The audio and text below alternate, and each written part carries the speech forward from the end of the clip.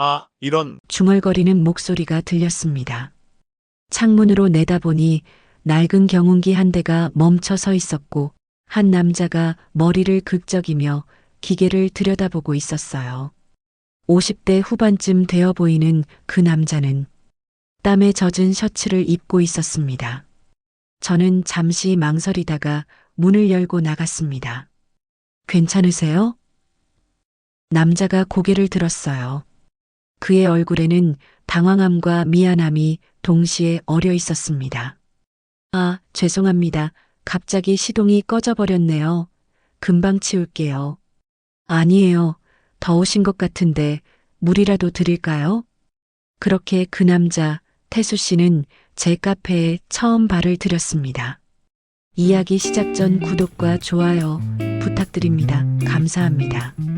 이혼 서류에 도장을 찍던 날, 저는 아무 감정도 느끼지 못했습니다.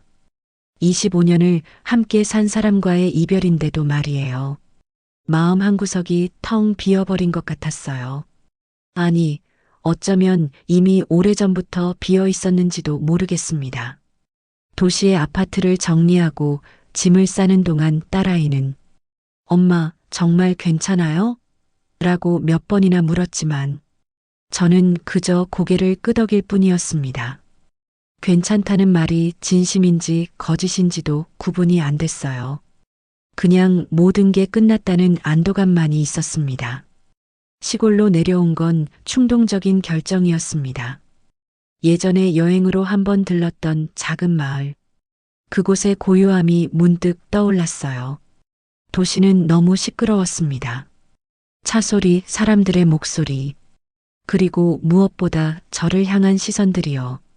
그 나이에 이혼했대. 좀 참고 살지. 실제로 들은 말도 있고 제가 상상한 말도 있었지만 그 모든 게 저를 짓눌렀습니다.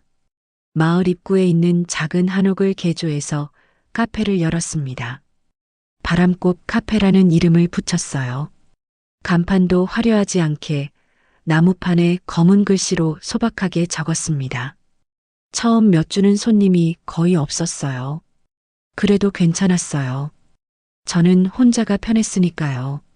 아침마다 카페 문을 열고 원두를 갈고 창밖을 내다보는 그 시간들이 저에게는 치유였습니다. 도시에서는 늘 무언가에 쫓기듯 살았는데 여기서는 시간이 천천히 흘렀어요. 바람이 나뭇잎을 흔드는 소리, 멀리서 들리는 닭 우는 소리, 그런 것들이 저를 조금씩 깨어나게 했습니다. 그러던 어느 날이었습니다. 5월의 어느 화창한 오후, 카페 앞에서 요란한 소리가 들렸어요. 덜컹거리는 소리와 함께 누군가 이런 하고 중얼거리는 목소리가 들렸습니다. 창문으로 내다보니 낡은 경운기 한 대가 멈춰 서 있었고 한 남자가 머리를 극적이며 기계를 들여다보고 있었어요. 50대 후반쯤 되어 보이는 그 남자는 땀에 젖은 셔츠를 입고 있었습니다. 저는 잠시 망설이다가 문을 열고 나갔습니다. 괜찮으세요? 남자가 고개를 들었어요. 그의 얼굴에는 당황함과 미안함이 동시에 어려 있었습니다. 아, 죄송합니다. 갑자기 시동이 꺼져버렸네요. 금방 치울게요. 아니에요. 더우신 것 같은데 물이라도 드릴까요? 그렇게 그 남자, 태수 씨는 제 카페에 처음 발을 들였습니다. 그는 물 한 잔을 받아들고는 감사합니다 하고 정중히 인사했어요. 잠시 후 마을 정비소에서 온 사람이 경운기를 고쳐주는 동안 태수 씨는 카페 안에 앉아 있었습니다. 어색한 침묵이 흘렀어요. 저는 괜히 커피잔을 닫고 그는 창밖을 내다보고 있었습니다. 커피 한 잔 하시겠어요? 제가 먼저 말을 걸었습니다. 그가 살짝 놀란 표정으로 네, 그럴게요 하고 대답했어요. 저는 정성스럽게 커피를 내렸습니다. 핸드드립으로 천천히 물이 원두를 적시는 모습을 보며 마음을 가라앉혔어요. 그에게 커피를 건네자 그는 조심스럽게 한 모금 마셨습니다. 그리고 눈을 감았어요. 맛있네요. 감사합니다.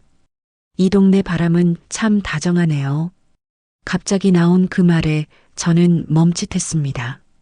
바람이 다정하다니. 누가 바람에 대해 그런 표현을 쓸까요? 태수 씨는 창밖을 보며 말을 이었습니다. 도시에서는 바람도 차갑게만 느껴졌는데 여기 바람은 뭔가 다르더라고요. 살갑게 안아주는 것 같아요. 그 순간 제 가슴 한편이 이상하게 뛰었습니다. 오랫동안 잊고 있던 감정이 스멀스멀 올라오는 것 같았어요. 이건 뭘까? 두근거림?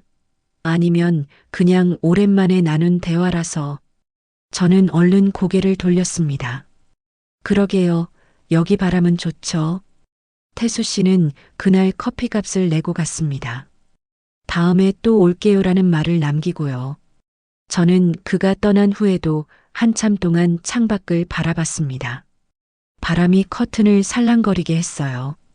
정말 다정한 바람이었습니다. 태수 씨는 약속대로 다시 왔습니다. 그 다음 주, 그리고 거의 매주 카페에 들렀어요. 처음에는 짧게 커피 한 잔만 마시고 가던 그가 점점 오래 머물기 시작했습니다. 어느 날은 오늘 수확한 토마토라며 빨간 토마토 한 바구니를 가져오기도 했어요. 이렇게 많이 주시면 어떡해요? 혼자 먹기엔 너무 많아요. 그리고 그가 잠시 말을 멈췄다가 웃으며 말했습니다. 미숙 씨 커피값이라고 생각하세요. 미숙 씨. 그렇게 이름을 부르는 게 어색하면서도 좋았습니다. 오랜만에 누군가 제 이름을 정겨운 목소리로 불러주는 것 같았어요. 태수 씨에 대해 조금씩 알게 됐습니다. 그는 도시에서 작은 무역회사를 운영했는데 몇 년 전 사업이 실패하고 빚만 남았다고 했어요. 이혼은 그 전에 이미 했고 아들 하나가 있는데 지금은 해외에서 살고 있다고 했습니다. 처음엔 모든 게 끝난 줄 알았어요. 인생이 무너진 것 같았죠. 그런데 여기 와서 농사를 짓다 보니 이게 진짜 살아있는 거구나 싶더라고요. 그의 목소리에는 담담함이 묻어 있었습니다. 저도 조금씩 제 이야기를 했어요. 25년 결혼 생활, 남편의 외도, 참았던 시간들, 그리고 결국 내린 이혼 결정. 후회는 안 해요. 그냥 왜 진작 못했을까 싶을 뿐이에요.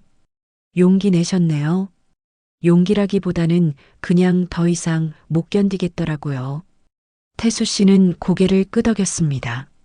저도 그랬어요. 사업 접을 때, 도시 떠날 때, 다 그랬어요. 더 이상 못 견디니까 선택하게 되더라고요. 우리는 비슷한 상처를 가진 사람들이었습니다. 그래서인지 대화가 편했어요. 억지로 위로하지도 쓸데없이 조언하지도 않았습니다. 그냥 서로의 이야기를 들어주는 것만으로도 충분했어요. 6월이 되자 태수 씨가 제안했습니다. 카페 뒤쪽에 작은 텃밭 만들어 보시는 게 어때요? 제가 도와드릴게요. 텃밭이요? 네, 이것저것 조금씩 심으면 카페에서도 쓸 수 있잖아요.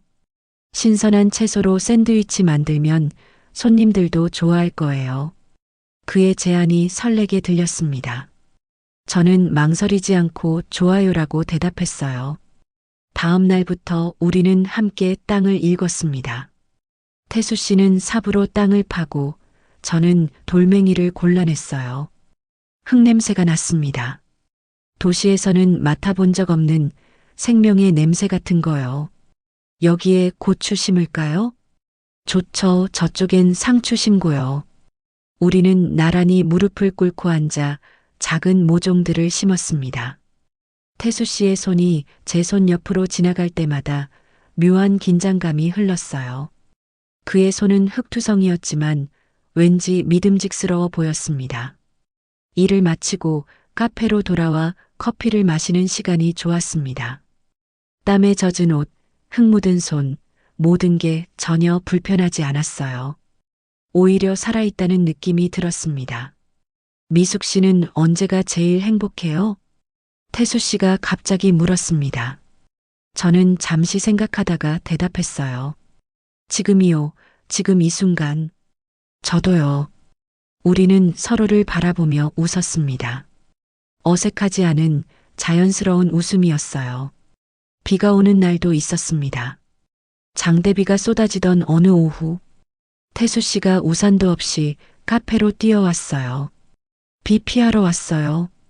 그는 물에 흠뻑 젖어 있었습니다. 저는 얼른 수건을 건넸어요. 어머, 이렇게 비 맞으시면 어떡해요. 괜찮아요. 빨리 마르니까. 그날 우리는 카페 문을 일찍 닫았습니다. 손님도 없었고 빗소리만 요란했어요.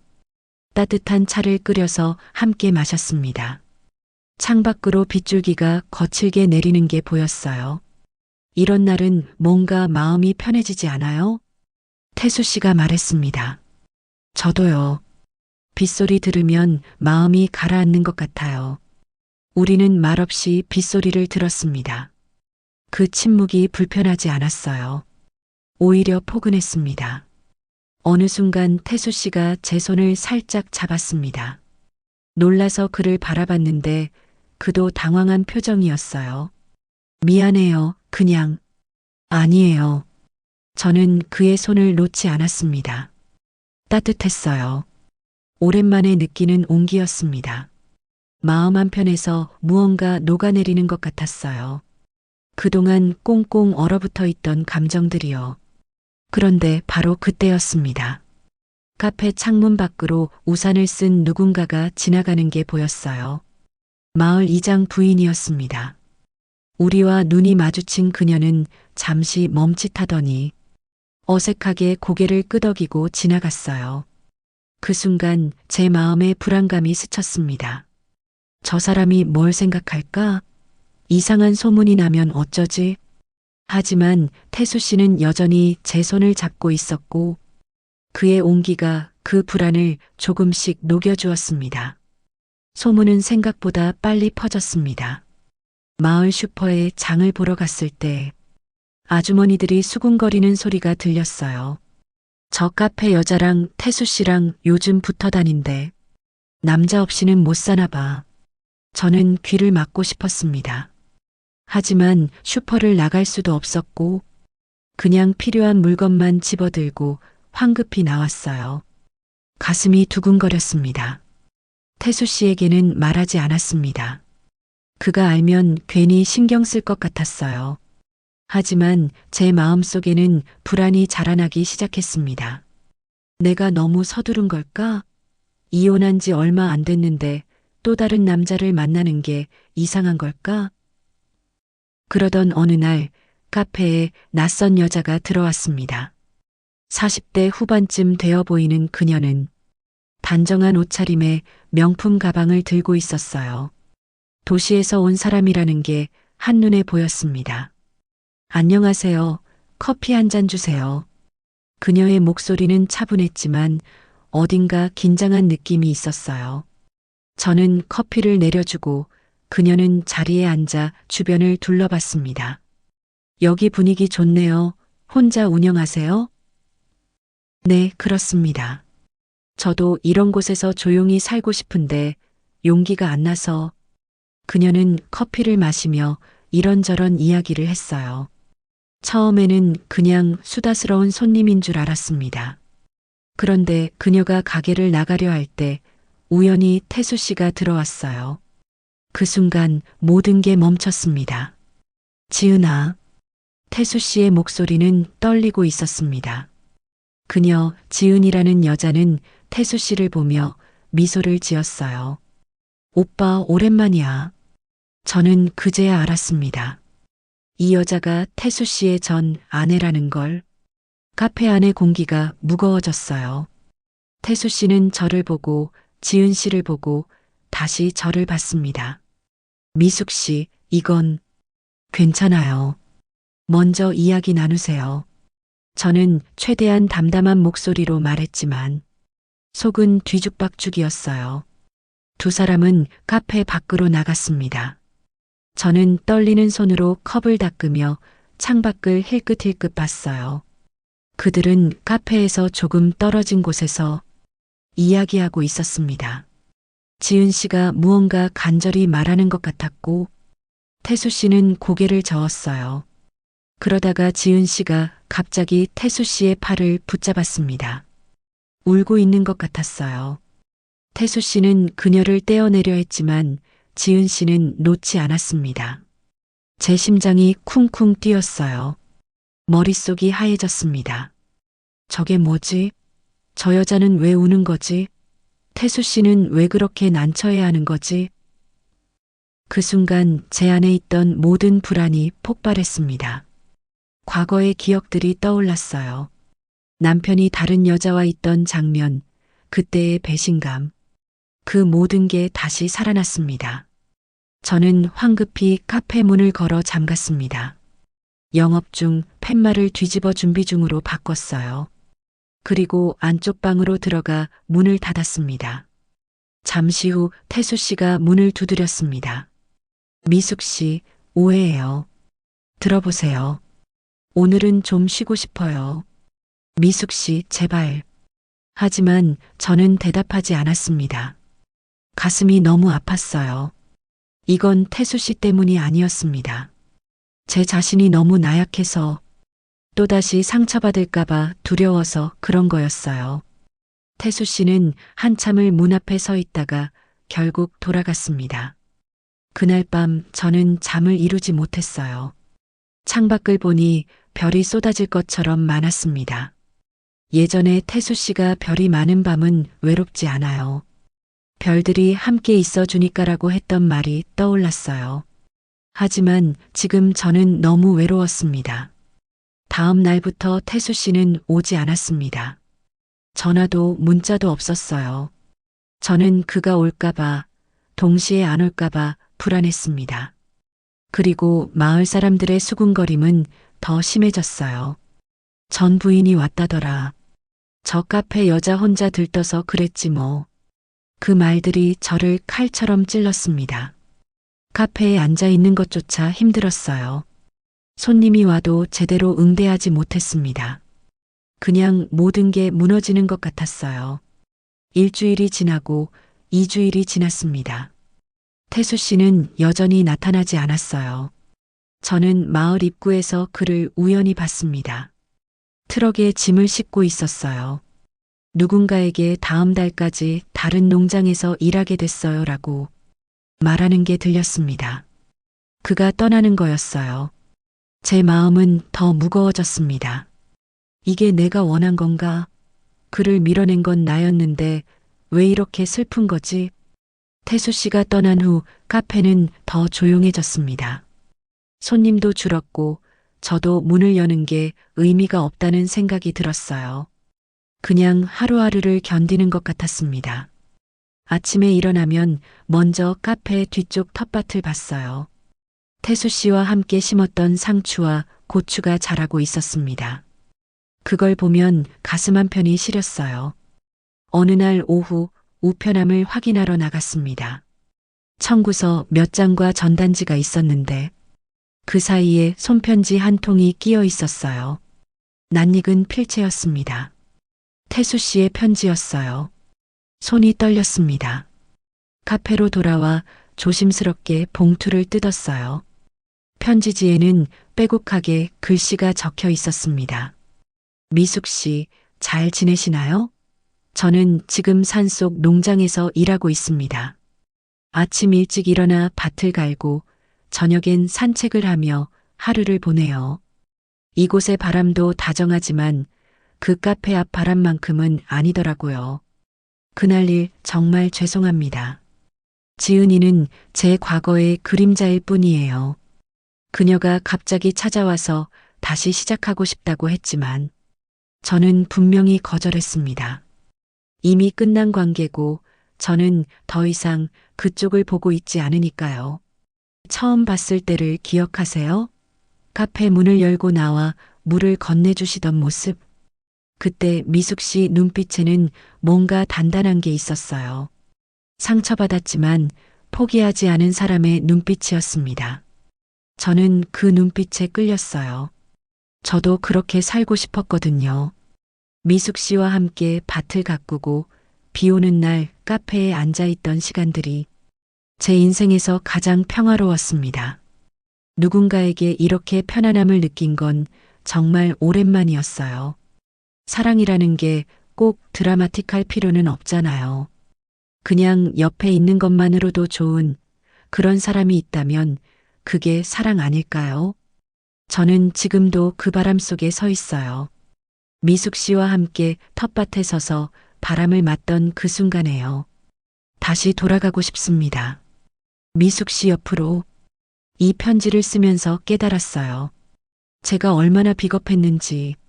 미숙 씨가 문을 걸어 잠그셨을 때 저는 더 강하게 두드려야 했어요. 오해를 풀어야 했는데 그냥 물러났습니다. 미숙 씨를 힘들게 하고 싶지 않아서라고 변명했지만 사실은 저도 거절당하는 게 두려웠던 거예요. 그래서 도망친 겁니다. 하지만 여기 와서 매일 밤 별을 보며 생각했어요. 이렇게 끝내고 싶지 않다고. 미숙 씨, 천천히 생각하세요. 저는 기다릴게요. 한 달이든 석 달이든 1년이든 미숙 씨가 마음의 문을 다시 열어주실 때까지 저는 여기서 일을 마치고 돌아갈 겁니다. 그때 카페 앞에 서 있을게요. 그냥 커피 한 잔만 마셔도 좋아요. 옆에 앉아 바람을 느끼기만 해도 좋습니다. 우리 다시 시작할 수 있을까요? 편지를 다 읽었을 때 제 눈에는 눈물이 고여 있었습니다. 그동안 제가 얼마나 겁이 많았는지 깨달았어요. 태수 씨를 의심했던 게 아니었습니다. 제 자신을 믿지 못했던 거예요. 나 같은 사람이 다시 사랑받을 수 있을까? 또 상처받으면 어쩌지? 사람들이 뭐라고 할까? 그런 두려움이 저를 가뒀던 겁니다. 편지를 가슴에 안고 한참을 울었어요. 그리고 카페 뒤쪽 텃밭으로 나갔습니다. 상추가 무성하게 자라 있었고 고추에는 빨간 열매가 주렁주렁 달려 있었어요. 우리가 함께 심었던 것들이 이렇게 자라났구나. 저는 무릎을 꿇고 앉아 흙을 만졌습니다. 따뜻했어요. 살아있는 온기가 느껴졌습니다. 그날 밤 저는 태수 씨에게 답장을 썼습니다. 몇 번을 쓰고 지우고를 반복했어요. 뭐라고 써야 할지 몰랐습니다. 결국 이렇게 썼어요. 태수 씨, 편지 잘 받았습니다. 저야말로 미안해요. 오해를 풀 기회도 주지 않고 문을 닫아버렸죠. 사실 태수 씨가 문제가 아니었어요. 제가 너무 겁이 많았던 거예요. 이혼 후 혼자 살면서 저는 더 이상 다치고 싶지 않았습니다. 단단해졌다고 생각했는데 알고 보니 그냥 얼어붙어 있었던 거더라고요. 태수 씨를 만나면서 조금씩 녹아내리기 시작했어요. 그게 좋으면서도 무서웠습니다. 또 상처받으면 어쩌나, 또 실망하면 어쩌나. 그래서 먼저 문을 닫아버렸어요. 스스로를 보호하려고. 하지만 태수 씨 편지를 읽으며 깨달았어요. 제가 정말 보호하려고 했던 게 뭔지. 상처받지 않으려다가 오히려 더 큰 상처를 만들고 있었던 거예요. 사람들이 뭐라고 하든 제 과거가 어떻든 그건 중요하지 않더라고요. 중요한 건 지금 제 마음이잖아요. 저도 그 바람 속에 다시 서고 싶어요. 태수 씨와 함께. 일 마치고 돌아오시면 카페에서 기다리고 있을게요. 그때는 문을 활짝 열어놓을게요. 편지를 보내고 나니 마음이 한결 가벼워졌습니다. 다음 날부터 저는 카페를 다시 정리하기 시작했어요. 먼지 쌓인 곳을 닦고 창문을 열어 환기시켰습니다. 텃밭에 채소들을 수확해서 샌드위치를 만들었어요. 태수 씨가 제안했던 그 메뉴요. 마을 사람들의 시선은 여전했지만 이제는 신경 쓰이지 않았습니다. 그들이 뭐라고 하든 제 인생은 제가 사는 거니까요. 어느 날 슈퍼에서 예전에 수군거리던 아주머니를 마주쳤어요. 저는 먼저 인사했습니다. 안녕하세요. 아주머니는 잠시 당황하더니 어색하게 인사를 받았어요. 아, 내 카페 장사는 잘 되나요? 네, 덕분에요. 한번 들러보세요. 커피 맛있어요. 그렇게 자연스럽게 대화를 나누니 아주머니도 조금 누그러진 것 같았어요. 사람들이 저를 나쁘게 보는 건 제가 먼저 마음의 문을 닫았기 때문일 수도 있겠다는 생각이 들었습니다. 제가 먼저 다가가면 그들도 달라질 수 있겠죠. 일주일이 지나고 2주일이 지났습니다. 태수 씨에게서 답장이 왔어요. 짧은 메모였습니다. 다음 주 금요일에 돌아갑니다. 그날 저녁 6시 카페에서 뵐게요. P.S. 샌드위치 만드셨다니 기대되네요. 그 짧은 메모를 읽으며 저는 웃음이 났어요. 가슴이 두근거렸습니다. 금요일 아침 저는 일찍 일어났습니다. 카페 구석구석을 청소하고 꽃병에 들국화를 꽂았어요. 텃밭에서 상추와 토마토를 따서 깨끗이 씻었습니다. 샌드위치 재료를 준비하고 태수 씨가 좋아하던 원두로 커피를 준비했어요. 거울을 보니 제 얼굴이 환해 보였습니다. 언제 마지막으로 이렇게 설레었었나요? 결혼 전. 아니, 어쩌면 처음인지도 모르겠어요. 이렇게 순수하게 누군가를 기다린 적이. 오후가 되자 손님 몇 명이 왔습니다. 마을 이장 부인도 들렀어요. 사장님, 커피 한 잔 주세요. 네, 잠시만요. 커피를 내려드리자 부인이 조심스럽게 말했습니다. 저기, 지난번엔 제가 좀 그랬죠. 미안해요. 아니에요, 괜찮습니다. 나이 들어서도 사랑할 수 있는 거 보기 좋아요. 부인의 말에 제 마음이 따뜻해졌어요. 사람들도 결국 다 똑같은 마음을 가지고 있는 거겠죠. 감사합니다. 손님들이 떠나고 시계는 5시 30분을 가리키고 있었습니다. 저는 화장을 조금 고치고 옷매를 다시 여몄어요. 긴장되는 마음을 가라앉히려 심호흡을 했습니다. 괜찮아, 잘 될 거야. 5시 50분 카페 밖에서 차 소리가 들렸습니다. 심장이 쿵쿵 뛰었어요. 문이 열리고 태수 씨가 들어왔습니다. 그는 깨끗한 셔츠를 입고 있었고 손에는 작은 화분을 들고 있었어요. 미숙 씨, 오셨어요. 우리는 잠시 서로를 바라봤습니다. 할 말이 많았는데 막상 만나니 아무 말도 나오지 않았어요. 태수 씨가 먼저 화분을 내밀었습니다. 봄꽃이에요. 심기엔 좀 늦었지만 내년 봄에 예쁘게 필 거예요. 고마워요. 저는 화분을 받아들고 카페 앞 화단을 봤어요. 여기에 심을까요? 좋죠. 같이 심어요. 우리는 카페 밖으로 나가 화단에 무릎을 꿇었습니다. 태수 씨가 삽으로 땅을 파고 저는 조심스럽게 화분에서 꽃을 꺼냈어요. 흙냄새가 났습니다.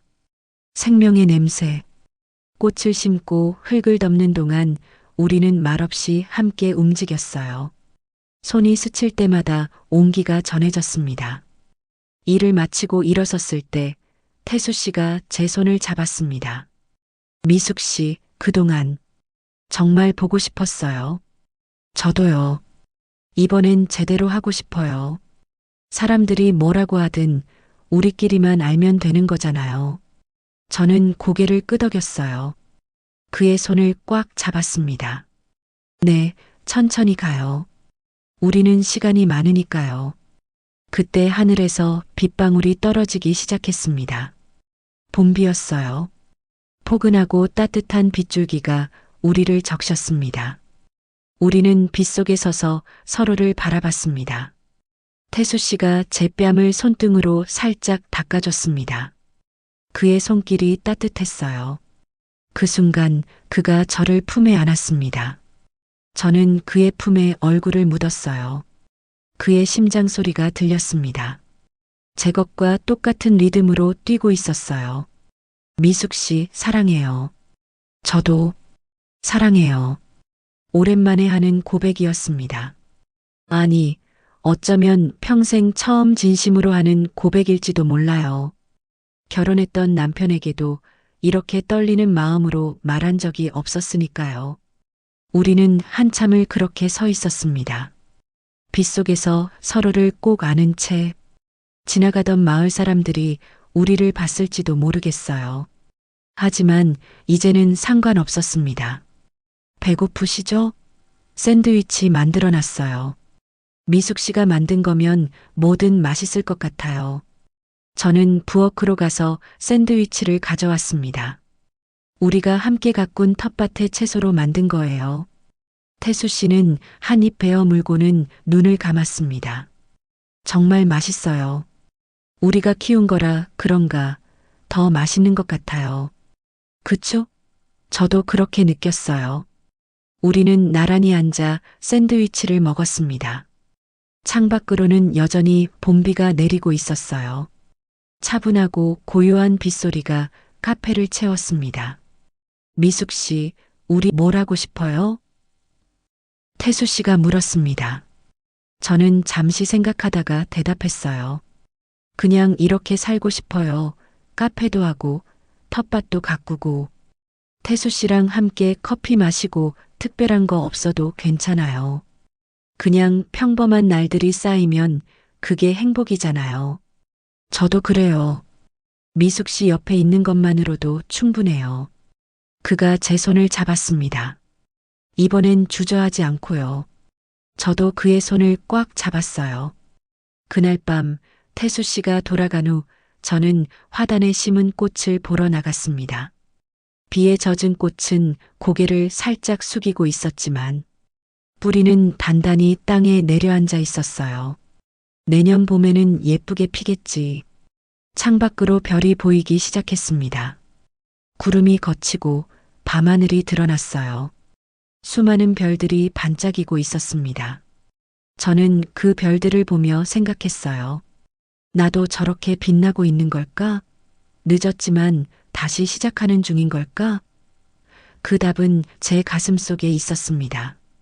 따뜻하게 뛰고 있는 심장이 말해주고 있었어요. 며칠 후 태수 씨와 저는 다시 텃밭을 함께 가꾸기 시작했습니다. 이번에는 가을 채소를 심기로 했어요. 무, 배추, 갓. 우리는 나란히 앉아 씨앗을 뿌렸습니다. 흙을 만지고 물을 주고 서로를 바라보며 웃었어요. 어느 날 저녁 일을 마치고 카페에 앉아 있는데 태수 씨가 말했습니다. 언젠가는 같이 살고 싶어요. 제 심장이 쿵 하고 뛰었습니다. 같은 공간에서 아침에 눈 뜨면 미숙 씨가 옆에 있고 밤에 잠들 때도 함께 있는 거. 그게 제 소원이에요. 저는 잠시 말없이 그를 바라봤습니다. 두렵지 않았어요. 예전 같았으면 또 실패하면 어쩌지라고 걱정했겠지만 지금은 그런 생각이 들지 않았습니다. 저도 그래요. 함께 있고 싶어요. 정말요? 네, 정말이에요. 하지만 천천히요. 우리는 서두를 필요 없잖아요. 맞아요. 천천히 우리 속도대로. 그날 밤 태수 씨는 카페에 더 오래 머물렀습니다. 우리는 소파에 나란히 앉아 창밖을 봤어요. 달이 밝았습니다. 은은한 달빛이 카페 안을 비췄어요. 태수 씨가 제 어깨에 머리를 기댔습니다. 저도 그의 어깨에 머리를 기댔어요. 그렇게 우리는 아무 말 없이 함께 있었습니다. 그 침묵이 편안했어요. 굳이 말하지 않아도 서로의 온기만으로 충분했습니다. 미숙 씨, 네. 우리 이번엔 진짜 봄이네요. 저는 미소를 지었습니다. 맞아요. 늦게 피어도 괜찮죠. 창밖으로 바람이 불어왔습니다. 다정한 바람이었어요. 우리를 감싸 안는 것 같은 그 바람 속에서 저는 깨달았습니다. 인생에 늦은 봄이란 없다는 것을요. 용기 내어 마음의 문을 열면 언제든 봄은 다시 찾아온다는 것을. 태수 씨와 저는 그렇게 새로운 계절을 시작했습니다. 55세와 57세, 세상 사람들이 보기엔 늦은 나이일지 모르지만 우리에게는 가장 아름다운 시작이었어요. 카페 앞 화단에 심은 꽃은 조금씩 뿌리를 내리고 있었습니다. 우리의 사랑처럼요. 천천히 하지만 단단하게. 그리고 내년 봄 그 꽃이 피어날 때 우리는 함께 그 아름다움을 나눌 것입니다. 지금처럼 손을 잡고 서로를 바라보며 행복하게. 이 이야기가 누군가에게는 작은 위로가 되었기를, 또 누군가에게는 다시 시작할 용기가 되었기를 바랍니다. 다음에도 좋은 이야기로 찾아뵙겠습니다. 감사합니다.